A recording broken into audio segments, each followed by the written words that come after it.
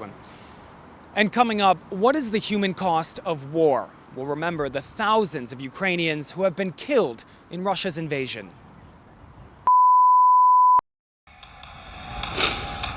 On the outskirts of Kyiv, Yulia and Valery visit the grave of their late son every week.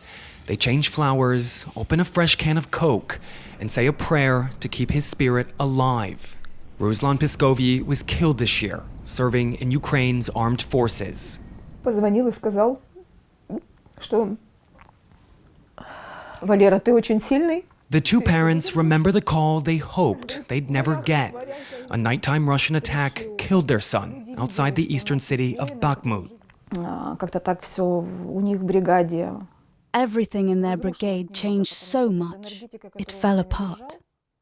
Because the energy he constantly maintained, the leader's energy, it was gone.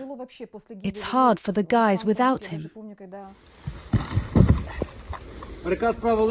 A self-described warrior, Ruslan went to war at just 20 years old, serving in the same unit as his father, who taught him how to fight. He said he would go to fight regardless, even if it wasn't with me.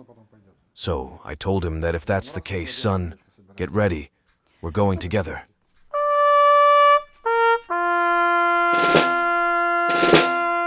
Fresh off the battlefield, Ukraine's heroes are laid to rest almost hourly in cemeteries across the country.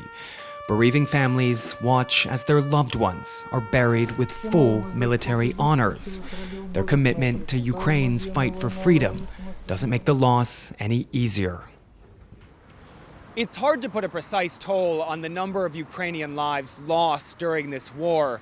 President Zelensky has downplayed the number of casualties and even pushed back on U.S. intelligence, which estimates 70,000 Ukrainians have died. Regardless, the impact of the war is widespread, and nearly all Ukrainians know somebody who has been killed. My best friend passed away. He went to defend our country, and sadly, he gave his life for it. So today, I'm here to remember him.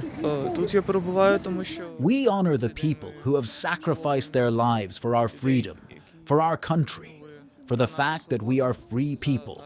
These are volunteers and all defenders who have protected our country. They are our heroes. Among the Ukrainian flags is one with red, white, and blue.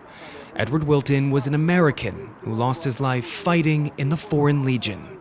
His dream was to be in the military and to fight. Not just, he didn't want to sit behind a desk. He could never do that. His personality would never allow him. We talked quite a bit before he went, so it was no surprise when said he wanted to go. His reaction to the country was initially, he said, I'm never coming back. This is where I want to be. I'm going to live here. I'm going to get some Ukrainian citizenship. Today, Ukraine still faces a long road to victory. But even with a rising human cost, the men and women of this country aren't backing down, vowing to serve until Russian forces have retreated. In Kyiv, I'm Ryan Thompson for Newsnet.